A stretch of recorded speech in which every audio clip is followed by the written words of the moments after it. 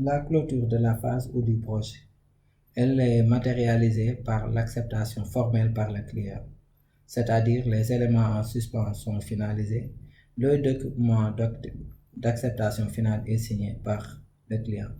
L'acceptation formelle par le client est la meilleure façon d'avoir une acceptation signée tout au long du projet.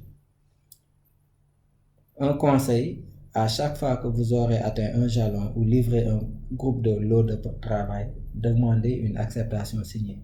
Cela vous garantit que vous restez sur la bonne voie. Le client et le sponsor ou le sponsor sont informés des progrès du projet. C'est également une occasion pour eux de vous dire si vous êtes sur la bonne voie ou pas, et cela vous rend plus facile l'approbation finale à la fin du.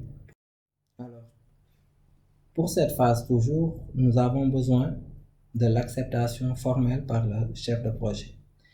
L'évaluation du personnel devra être complétée, c'est-à-dire tous les membres de l'équipe de projet, leurs performances seront évaluées et ceci permettrait pour un projet ultérieur de savoir avec qui il travaille.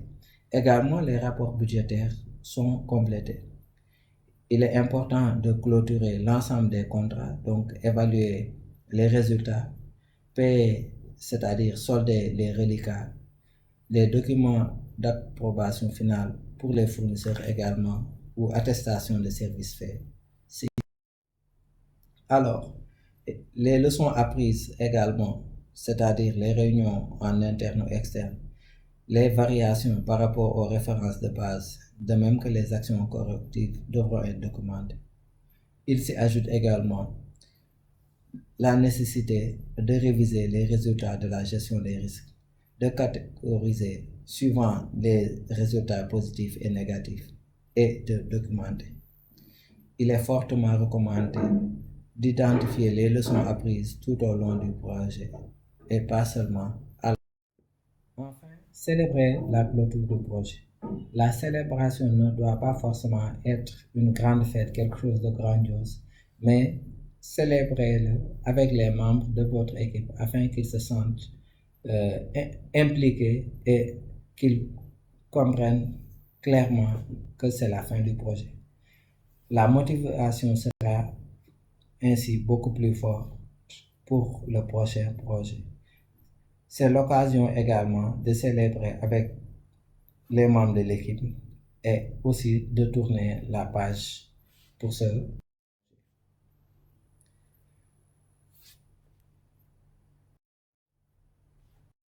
Alors, ceci met fin à notre module de gestion de projet. Nous voyons clairement qu'à partir de l'idée de projet, différentes phases devront se succéder et pour chaque phase, des processus devront être mis en place et exécutés à travers des données d'entrée ainsi que l'utilisation d'outils techniques pour avoir des données de sortie.